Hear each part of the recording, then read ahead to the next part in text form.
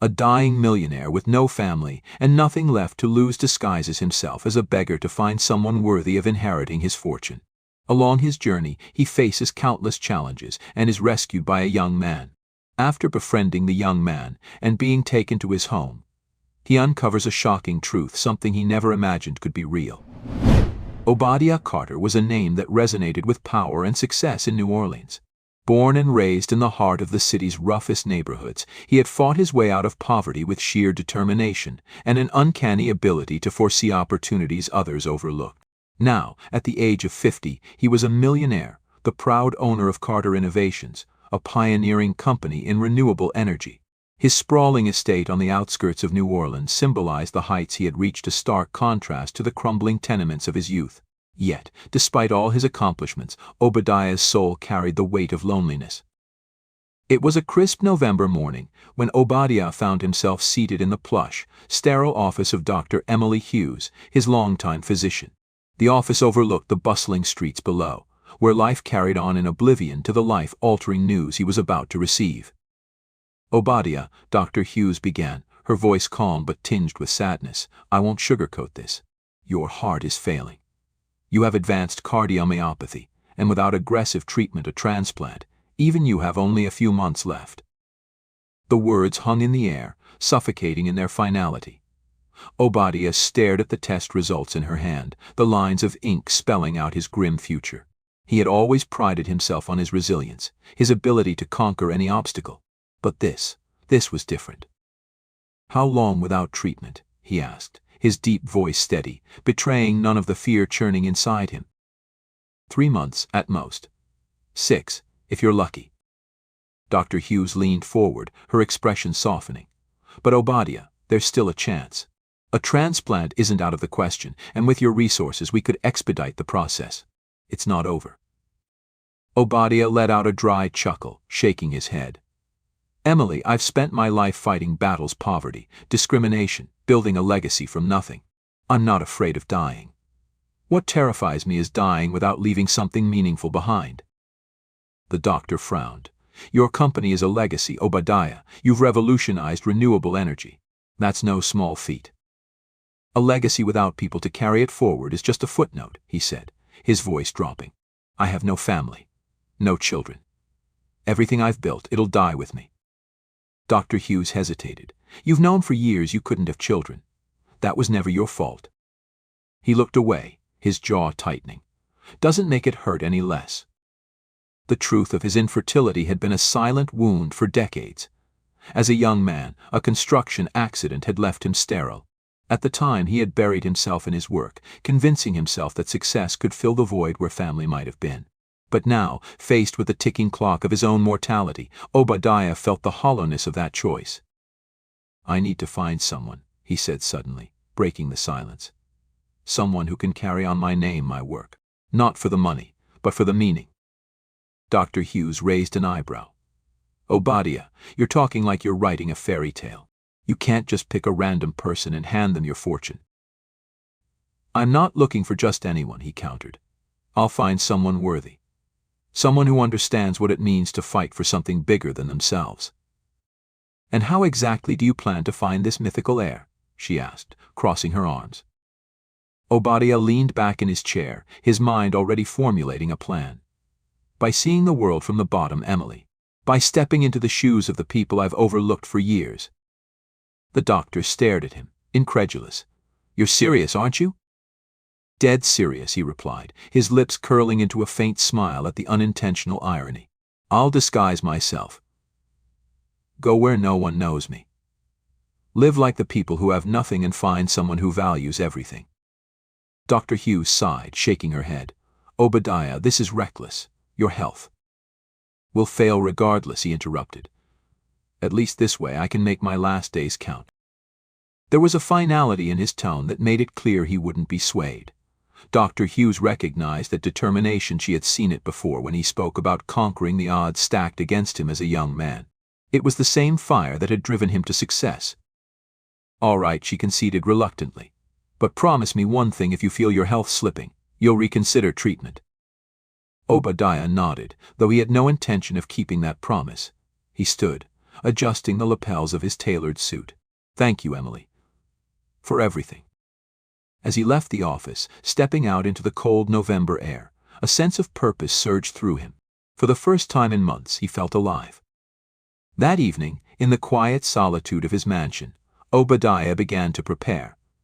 He rummaged through his closet for old clothes, settling on a tattered pair of jeans and a faded hoodie. In the mirror, he saw the transformation a once imposing businessman reduced to an anonymous figure. He ran his fingers through his thick beard, now streaked with gray, and tousled his close-cropped hair to complete the look. Standing in front of his reflection, Obadiah whispered to himself, "This is where the real fight begins." With a duffel bag slung over his shoulder, he stepped out of his mansion and into the streets of New Orleans, ready to uncover a story far greater than his own. The streets of French Quarter, New Orleans, were alive with the hum of jazz pouring out of open doorways, the chatter of tourists, and the faint murmur of street performers strumming their guitars for loose change. The vibrant chaos was a stark contrast to the sterile quiet of Obadiah Carter's mansion, which now seemed like a distant memory. Dressed in faded jeans, an oversized hoodie, and scuffed sneakers, he moved unnoticed through the crowd, a wealthy man in disguise, blending seamlessly into a world he had long forgotten. Obadiah carried only a weathered duffel bag containing a few necessities, a blanket, a change of clothes, and a bottle of water. Gone were the days of polished shoes and tailored suits. He had left his phone behind, severing ties with the world he had built, immersing himself entirely in this new reality. As he walked, his heart ached not just from the physical strain of his illness, but from the emotional weight of his mission. For the first few days, Obadiah simply observed. He lingered near the Jackson Square Park, where street performers juggled and painted, their faces alight with determination and resilience. He watched as vendors haggled with tourists over trinkets, their smiles masking the exhaustion of long days. At night, he found refuge in homeless shelters or tucked himself into corners of alleys, his body protesting against the hard, cold ground. The nights were the hardest. The once sharp businessman now struggled to adapt to the unforgiving environment. The cold seeped through his thin hoodie, and hunger gnawed at his stomach, a constant reminder of the realities faced by those who had nothing. He hadn't expected the sheer loneliness of it all. The streets teemed with people during the day, but at night it was a different world, one where the shadows whispered stories of despair. On the fifth night, Obadiah found himself huddled under the canopy of an abandoned storefront as rain poured down in relentless sheets. His breath came in labored gasps, the dampness of the air aggravating his fragile heart. He clutched his chest, grimacing as pain shot through him. "I have to keep going," he thought, forcing himself to focus on the reason he was here. Suddenly, laughter echoed through the storm. Obadiah glanced up to see a group of young men, their faces shadowed by the dim light of a flickering street lamp. They were dressed in heavy jackets, their movements purposeful as they approached him. "Hey, old man," one of them sneered, his voice cutting through the rain. "What are you doing out here? This ain't your spot." "I'm just passing through," Obadiah replied calmly, though his heart raced with fear. He tried to stand, but his weakened body betrayed him, and he stumbled back against the wall. The leader of the group smirked, stepping closer. "Passing through, huh? Got anything to spare?" Before Obadiah could answer, the young man grabbed his duffel bag and dumped its contents onto the wet pavement. A blanket and a bottle of water rolled out, eliciting a laugh from the group. "Pathetic," the leader scoffed. "What kind of beggar doesn't even have anything worth stealing?" The others joined in the laughter, but their amusement quickly turned to aggression. One of them shoved Obadiah, and he fell to the ground, his body hitting the pavement with a sickening thud. Pain exploded in his ribs as another kick landed. He curled into himself, shielding his head and praying for it to end. "Enough," a voice rang out, sharp and commanding. The group froze, turning toward the source of the voice. Through the rain, a young man emerged from the shadows, his tall frame and confident stride exuding authority. He was in his early 20s, with dark brown skin and sharp, determined eyes that glinted in the dim light. "Leave him alone," the newcomer said, his voice steady but filled with quiet menace. The leader of the group stepped forward, sizing him up. "And who the hell are you?" "I'm the guy who's not going to stand by while you pick on someone who can't fight back," the young man replied, his gaze unwavering. There was a tense moment of silence before the leader scoffed. "Whatever, man. Let's get out of here. This guy's not worth it anyway." The group retreated into the storm, their laughter fading into the distance. The young man approached Obadiah, crouching down to meet his gaze. "Hey, you okay?" he asked, his tone softening. Obadiah winced as he tried to sit up, nodding weakly. "Thanks, I didn't think anyone would step in." The young man offered his hand, pulling Obadiah to his feet with surprising strength. "Name's Malachi," he said. "You don't look like you belong out here." Obadiah chuckled dryly, the effort sending a jolt of pain through his chest. "What gave it away?" Malachi's lips twitched into a small smile. "Come on, let's get you out of this rain." With a firm but gentle grip, Malachi guided Obadiah through the narrow streets to a modest apartment building on the edge of the quarter. The stairwell smelled faintly of mildew, and the walls were lined with peeling paint, but it was warm, a sanctuary compared to the streets. Malachi knocked on the door of an apartment on the second floor. It creaked open to reveal a woman in her late 40s, her hair tied back in a fraying scarf. Her tired eyes widened in surprise as she saw Obadiah, soaking wet and leaning heavily on her son. "Malachi, who's this?" she asked, stepping aside to let them in. "He was in trouble," Malachi explained. "Got jumped by some guys. I couldn't just leave him." The woman Amara Fields nodded, her expression softening as she ushered them inside. The apartment was small but tidy, filled with the warm scent of something simmering on the stove. Amara fetched a towel and handed it to Obadiah, who accepted it gratefully. "Thank you," Obadiah said, his voice hoarse. Amara studied him for a moment, her brow furrowing. "You look familiar," she murmured. Obadiah froze, his heart skipping a beat. For the first time in years, he felt the ground beneath him begin to shift, not from fear, but from the creeping sensation that he had stumbled into something far bigger than he had anticipated. Obadiah sat at the small kitchen table, his damp clothes clinging to his skin, while Amara busied herself making tea. The room was humble, filled with mismatched furniture that spoke of years of resilience rather than luxury. Malachi leaned against the counter, arms crossed, watching their guest with cautious curiosity. "You're lucky Malachi found you when he did," Amara said, setting a steaming cup of tea in front of Obadiah. Her voice was kind, but there was a sharp edge to her gaze, as if she were trying to place him in her memory. Obadiah nodded, wrapping his hands around the warm mug. "Lucky doesn't even begin to cover it. If he hadn't stepped in," his voice trailed off, the weight of the earlier attack still pressing on him. Malachi shrugged modestly. "Anyone would have done the same." "That's not true," Obadiah replied, meeting the young man's eyes. "Not everyone would have risked themselves for a stranger." Amara glanced at Malachi with a faint smile. "That's just who he is. Always looking out for others." As she spoke, she pulled out a chair and sat across from Obadiah, studying him intently. "But there's something about you that feels familiar."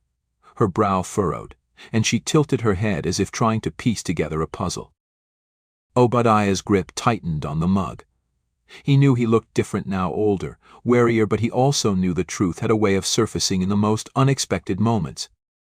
"I doubt we've met," he said, though even as he spoke, something about her voice and presence tugged at the corners of his memory. Amara leaned back in her chair, her eyes narrowing. "Maybe not recently, but years ago, when I was younger." Her words faltered as realization dawned. She inhaled sharply, her hand flying to her mouth. "Obadiah." The sound of his name spoken with such familiarity sent a jolt through him. He set the mug down carefully, his expression guarded. "Amara?" Malachi straightened, his gaze darting between the two of them. "Wait, you two know each other?" Amara nodded slowly, her voice trembling with a mix of shock and emotion. "We more than knew each other. Obadiah and we were together a long time ago." The room fell silent, save for the soft hum of the refrigerator.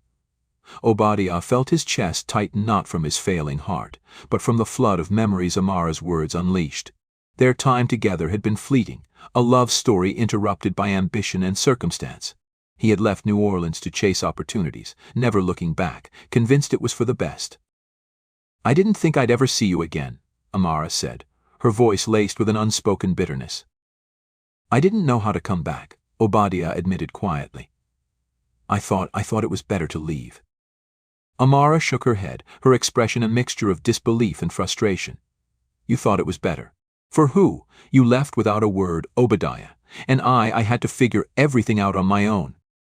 Her voice cracked, and Malachi's eyes widened as he put a hand on her shoulder. Ma, what's going on? Amara turned to her son, her eyes glistening. Malachi, this is your father. The words hit Obadiah like a freight train. He stared at her, unable to speak, his mind racing to make sense of what he had just heard. That's impossible, he said finally, shaking his head. You know I can't have children. The doctors. They were wrong, Amara interrupted, her tone firm. When you left, I found out I was pregnant. I tried to find you, but you'd already moved on. I had no way to reach you. Obadiah's breath caught in his throat. He looked at Malachi, who was staring back at him, his expression a mix of shock and skepticism. You're saying he's my son? Obadiah asked, his voice barely above a whisper. Amara nodded. I wouldn't lie about this, Obadiah. I raised him on my own because I didn't have a choice. And I told him about you, about who you were, but I never thought we'd actually find you. Malachi stepped forward, his arms dropping to his sides. Wait a second. You're telling me this guy, the one I just pulled out of a fight, he's my dad? The one you've been talking about all these years? Amara nodded, her voice softening. Yes, Malachi, he's the one. The young man turned to Obadiah, his expression unreadable. And you never knew? No, Obadiah said, his voice trembling. I swear I didn't know. If I had, he trailed off, unable to finish the thought. The weight of what he had missed was too much to put into words. The room was thick with tension as the three of them tried to process the revelation. Finally, Malachi let out a bitter laugh. So what happens now? You show up out of nowhere and expect us to just, what, pick up where you left off? Obadiah shook his head, his voice heavy with regret. I don't expect anything. I don't even know what to say. You don't have to say anything, Malachi said, his tone cold. You made your choice years ago. Malachi, Amara said sharply, but her son held up a hand, cutting her off. No, Ma, you don't get to defend him. He left, and you're the one who stayed. You're the one who raised me. I didn't know, Obadiah exclaimed, his voice breaking. If I had, I would have done everything differently. You have to believe me. The raw emotion in his voice seemed to give Malachi pause. He looked at his mother, then back at Obadiah, his expression softening slightly. I don't know what to believe. Then let me prove it to you, Obadiah said, his voice steady despite the turmoil inside him. Let me be here now. Malachi didn't respond, his gaze dropping to the floor. Amara reached out, touching his arm gently. Just give him a chance, Malachi. That's all I'm asking. After a long moment, Malachi nodded reluctantly. All right. But don't think for a second that it's going to be easy. Obadiah nodded, his heart heavy but hopeful. I wouldn't expect it to be. As the night wore on, the three of them sat together, their conversations cautious and tentative, like strangers navigating unfamiliar territory. But beneath the tension, there was a glimmer of something new, something that felt like the beginning of a fragile but precious connection. And for the first time in years, Obadiah felt like he was exactly where he was meant to be. Days passed, and Obadiah found himself adjusting to a new rhythm of life, a rhythm far removed from the structured, high-stakes world he had known. Instead of boardroom meetings, his days were filled with hesitant conversations with Malachi, quiet reflections with Amara, and an overwhelming sense of guilt for the years he had missed. But even as he began to rebuild the fragile bonds with his newfound family, fate had other plans. It started with a cough. Malachi dismissed it as nothing more than a seasonal cold, but Amara noticed the way his energy seemed to wane, how he struggled to keep up his usual enthusiasm. One evening, as Obadiah and Malachi were talking in the small living room, the young man suddenly doubled over in pain, clutching his side. Malachi! Amara cried, rushing to his side as he sank to the floor. Obadiah was already dialing 911, his heart pounding in his chest. The emergency room was a blur of fluorescent lights and hushed urgency. Obadiah and Amara sat side by side in the waiting area, their worry unspoken but palpable. Hours passed before a doctor approached, her face serious. "Are you Malakji's parents?" she asked.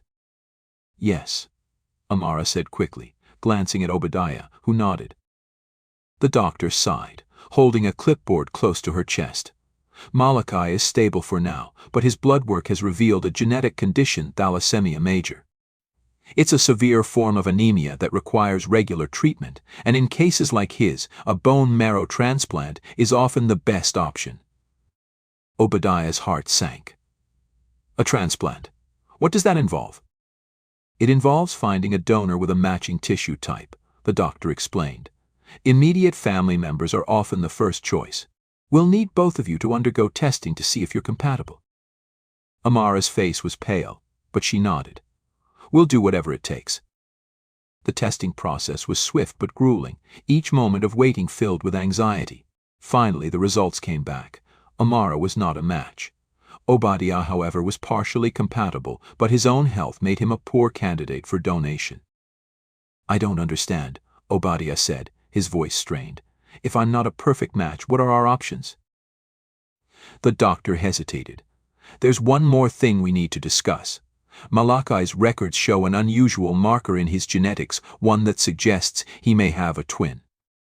Amara froze, her eyes wide with shock. Obadiah turned to her, confusion and disbelief written across his face. "A twin? Amara, what is she talking about?" Tears welled in Amara's eyes as she looked down at her hands. I didn't know how to tell you," she whispered. "When I found out I was pregnant, I was alone and scared. I barely had enough to survive. When the babies were born, Malachi and his sister, I had to make a choice. I gave her up for adoption." Obadiah's breath caught in his throat. "You mean Malachi has a sister? Where is she?" "She was adopted by a family in Seattle," Amara said, her voice trembling. "I haven't seen her since she was a baby." For a moment, there was only silence, the weight of the revelation sinking in. Then Obadiah stood, his resolve hardening. "We need to find her. If she's a match, she could save Malachi's life." "But it's been over 20 years," Amara said, her voice filled with doubt. "How will we even begin to look for her?" Obadiah met her gaze, determination burning in his eyes. "I have the resources. I'll find her." Obadiah wasted no time. Drawing on his old connections, he hired a team of private investigators, providing them with every detail Amara could remember about the adoption. The process was slow and frustrating, with bureaucratic red tape and incomplete records complicating their efforts. But Obadiah's persistence paid off. After weeks of searching, they found her. Zora Harper, a 22-year-old college student studying environmental science at the University of Washington. She lived with her adoptive parents, June and Richard Harper, in a quiet suburb of Seattle. The news brought a mixture of relief and apprehension. How would Zora react to the sudden revelation of her biological family? Would she even agree to be tested as a potential donor? Obadiah decided to reach out personally. He and Amara boarded a flight to Seattle, their emotions a whirlwind of hope and fear.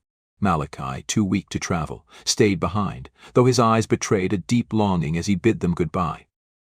The Harper residence was a charming, two-story house with a well-manicured lawn. Obadiah's heart pounded as he and Amara approached the door. Amara knocked, her hands trembling. After a moment, the door opened to reveal a middle-aged woman with kind eyes, June Harper. "Can I help you?" she asked, her gaze shifting between the two strangers on her porch. "Mrs. Harper," Amara began, her voice shaky. "My name is Amara Fields. This is Obadiah Carter. Where were Zora's biological parents?" June's face paled, her grip tightening on the doorframe. "Zora's biological parents," she echoed, her voice laced with shock. "It's a long story," Obadiah said gently, "but we need to speak with her. It's a matter of life and death." After a tense pause, June stepped aside, allowing them in. Zora appeared moments later, her curiosity evident as she approached. She was tall and graceful, with dark skin and striking features that mirrored Amara's. "What's going on?" Zora asked, her eyes scanning the room. Amara stepped forward, tears streaming down her face.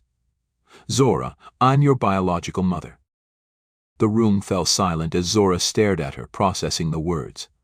"My mother?" she repeated, her voice barely audible. "Yes," Amara said, her voice breaking. "And this is your biological father, Obadiah." Zora's gaze shifted to Obadiah, who offered a small, hesitant smile. "It's a lot to take in," he admitted. "But we wouldn't be here if it wasn't urgent." Over the next hour, Obadiah and Amara explained everything: Zora's adoption, Malachi's condition, and the desperate need for a donor. Zora listened in stunned silence, her expression unreadable.